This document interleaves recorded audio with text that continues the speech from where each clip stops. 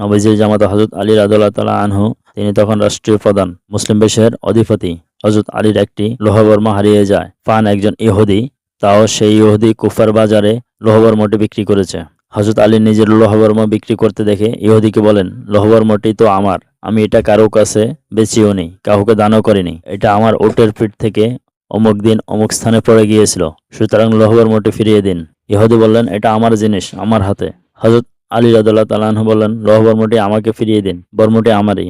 ইহুদির সঙ্গে রাজ্য প্রদানের তর্কের সমাধান হচ্ছে না। হযরত আলী বললেন, চলো তাহলে বিচারপতির আদালতে আইনি লড়াইয়ের সমাধান করে আসি। উভয় মদিনার বিচারপতি হযরত সুবাইদা রাদিয়াল্লাহু তাআলা আনহুর আদালতে হাজির হন। হযরত আলী রাদিয়াল্লাহু তাআলা আনহুকে বিচারপতি জিজ্ঞেস করলেন, আমিরুল মুমিনিন, আপনার বক্তব্য কি? তিনি বললেন, তার কাছে যে বর্মটি দেখতে পাচ্ছেন সেটি আমার, এটি আমার উটের পিঠ থেকে অমুক দিন অমুক স্থানে পড়ে গিয়েছিল।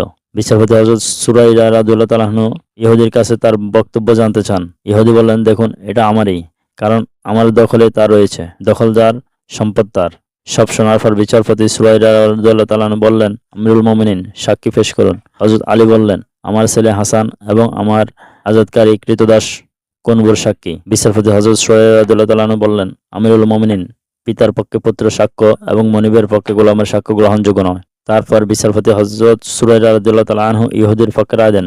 আইনি লড়াইয়ে হেরে গেলেন হযরত আলী রাদিয়াল্লাহু তাআলা আনহু, তবে জয় হয়েছে ইসলামের। রায় শুনে সেদিন এই ইহুদি বলেছিল, আমিরুল মুমিনিন আমাকে আদালতে নিয়ে এলেন, আদালত আপনার বিপক্ষে রায় দিল, অথচ আপনি রাষ্ট্রীয় প্রধান, 22 লক্ষ বর্গ মাইলের মুসলিম বিশ্বের অধিপতি।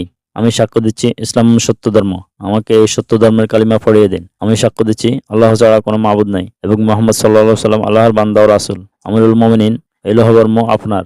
রাতের অন্ধকারে পড়ে গিয়েছিল।